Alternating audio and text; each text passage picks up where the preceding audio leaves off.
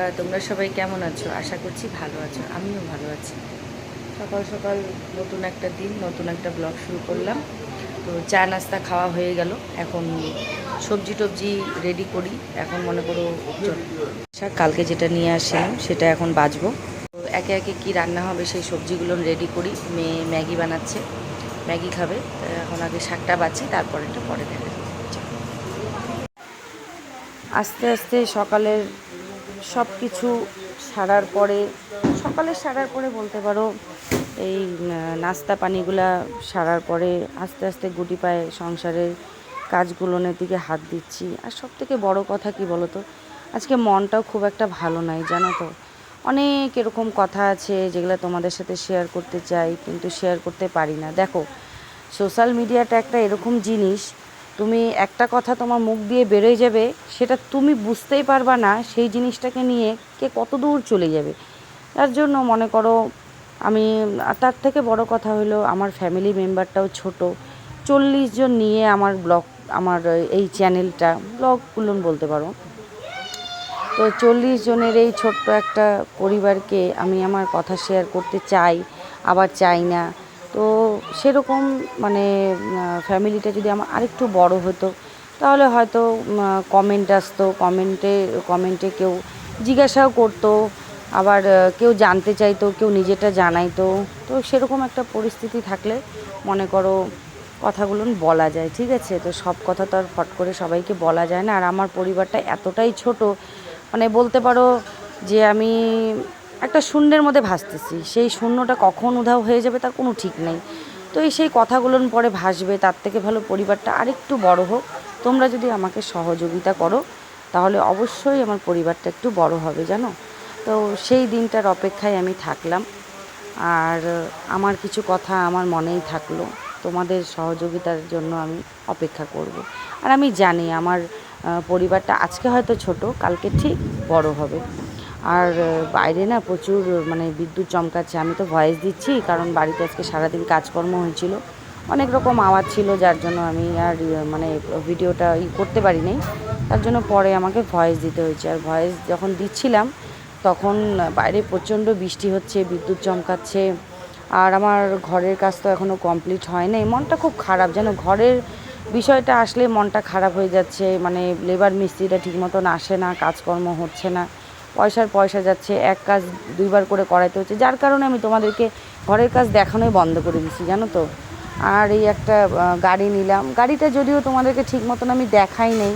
গাড়িটা আমি তোমাদের সাথে একদিনকার ঠিক মতন ভিডিও করে শেয়ার করব। গাড়িটা নিয়ে আসি ব্যবসা করার জন্যই, মানে ভাড়া মারার জন্যই। তো ওই জন্য তোমাদেরকে ঠিক মতন দেখানো হয়নি, আমি অবশ্যই তোমাদেরকে দেখাবো। আর সব কাজটা সারার পরে এই যে বালতিতে পানিগুলো আমি ভরে রাখি। বালতিতে পানিগুলো ভরে রাখলে কি হয়, যখন মনে করো কোনো সময় লাইন টাইন থাকে না, তখন অসুবিধা হয় না। আর কাজগুলোও করতে সুবিধা হয়, তার কারণে এই বালতিতে পানিগুলো ভরে রাখতে হয়। আর ভরে রাখলে অনেকটা সুবিধা। আর এখানে চলে আসলাম এখন মনে করো নাস্তাটা বানানোর জন্য। এখানে এখন নাস্তা বানাবো আমি গোলা রুটি, মানে এটাকে আমরা এখানে চিতু বলি। তো এই গোলা রুটি বানাবো, গোলা রুটি দিয়ে আজকে চা খাবো। সকালবেলা খুব ইচ্ছা করছে, যদিও আমি আটার গোলা রুটি খুব একটা খাইতে ভালোবাসি না। তবে দেখো, কিছু কিছু জিনিস এরকম থাকে, তুমি ভালো না বাসলেও তোমাকে করতে হবে। এবার চিন্তা করলাম করতে যখন হবেই, তাহলে একটা নয় খাই আমি।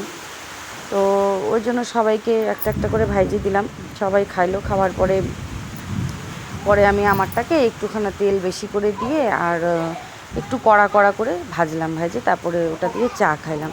আর আমি যখন চা খাইতে বসি তখন আমার পাশে মেয়েও বসে পড়লো, ছেলেও বসে। ছেলে তার আগে একটা রুটি ওর খাওয়া হয়ে গেছে। তারপরেও দেখবা ছেলেমেয়েরা এমন হয়, মা যতই তাদেরকে পেট ভরে খাওয়াই দিক না কেন, তাদের পেটে এক কোণা ঠিক জায়গা থাকে মার সাথে খাওয়ার জন্য। তার জন্য চলে আসলো, ওই একটা রুটিকে নিয়ে কামড়াকামড়ি করছে তিনজনে মিলে।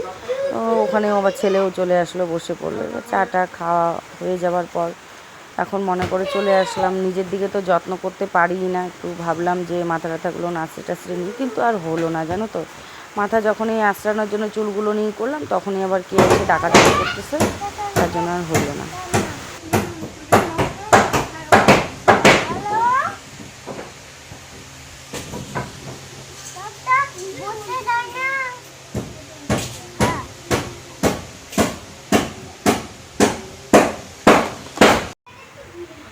আর এখানে ব্লগটা মানে তোমাদের সাথে কথা বলার জন্য আমি বসলাম, তো ঘরের লোক আসলো, তো লোক আমাকে দেখছে, আমি লোককে দেখছি, আর কি বলবো আমি বুঝতে পারলাম না, যার জন্য আমি চুপ হয়ে গেলাম।